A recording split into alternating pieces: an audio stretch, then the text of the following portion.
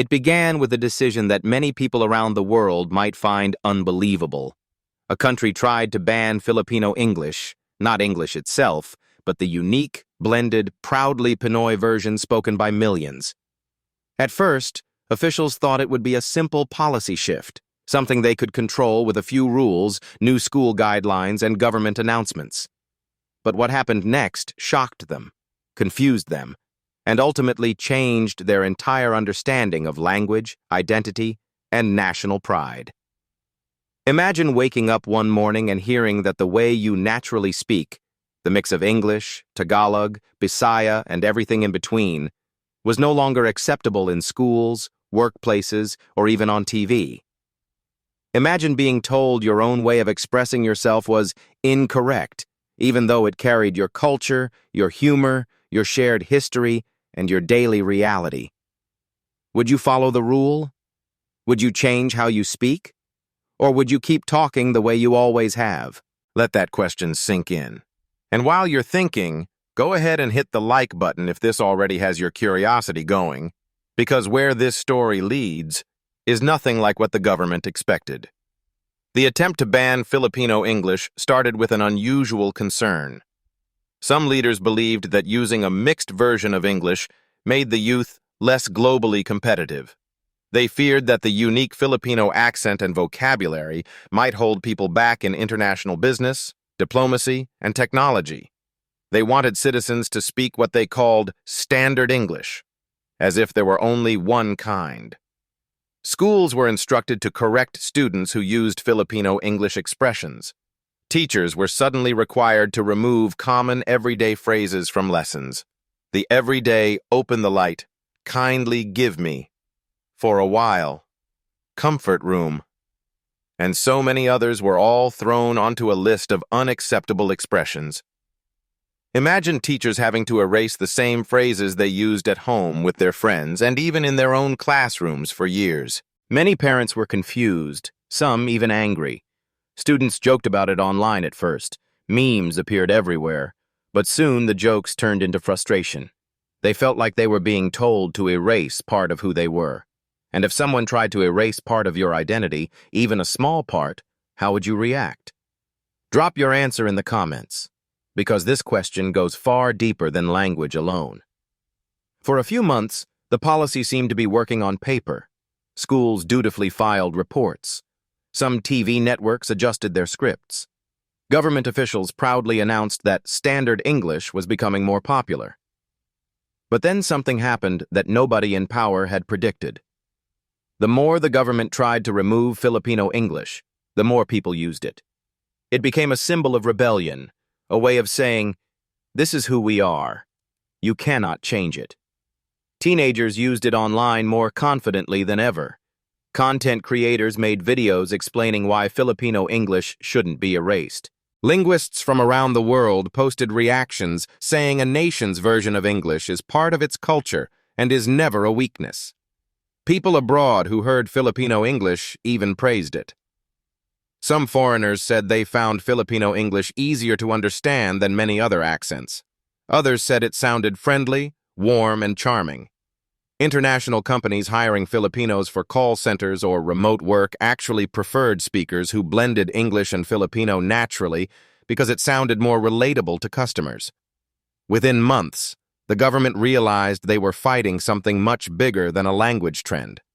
They were fighting identity. Here's where the real twist happened.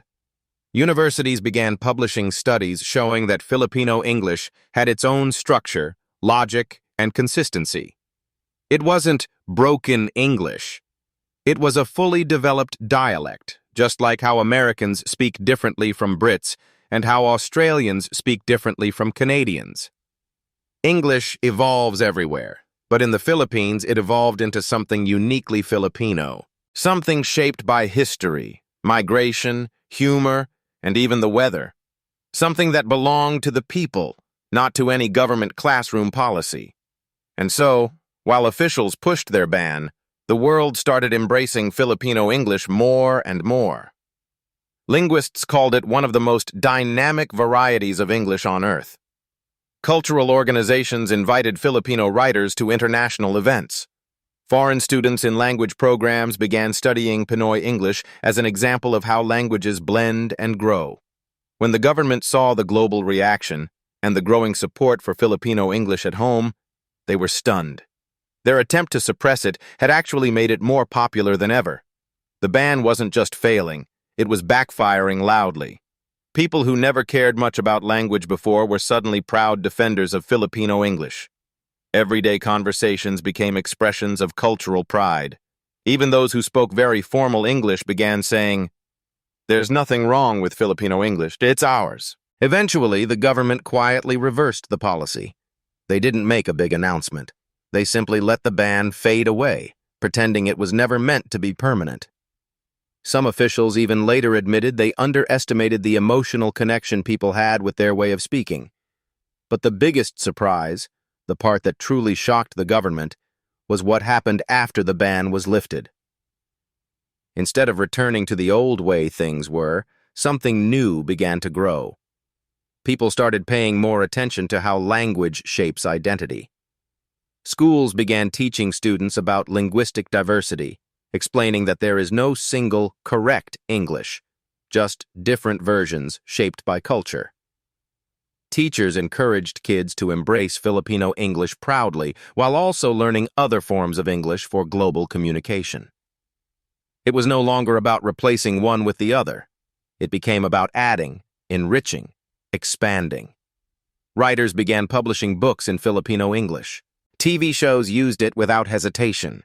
Music artists incorporated it into their lyrics, and fans loved it. Call center trainers taught workers how to shift between accents confidently instead of erasing their natural one. And online, the world became familiar with the sound of Filipino English, recognizing it almost instantly. In trying to eliminate Filipino English, the government ended up making it stronger, more widely recognized, and more deeply valued by society. And it raised an important question. Why do people allow others to define which version of a language is proper or acceptable? Who decides these things? And why do we often forget that language is supposed to belong to the people who speak it, not the systems that try to control it? What do you think? Should a government have the power to regulate how people speak in their daily lives? Or is language something that must remain free, evolving, and shaped by the people themselves? Leave your thoughts in the comment section, because this debate continues in many countries even today. And if this story made you rethink how languages grow, how identity forms, and how culture refuses to be erased, then make sure to like, subscribe, and share this video so more people can join the conversation. Your voice matters in stories like this, because language only lives when people choose to speak it. Before you go, think about this final question. If your country tried to ban the way you naturally speak, would you fight to keep your language alive, or would you change your voice to fit what others expect? Drop your answer below. I genuinely want to know what you think.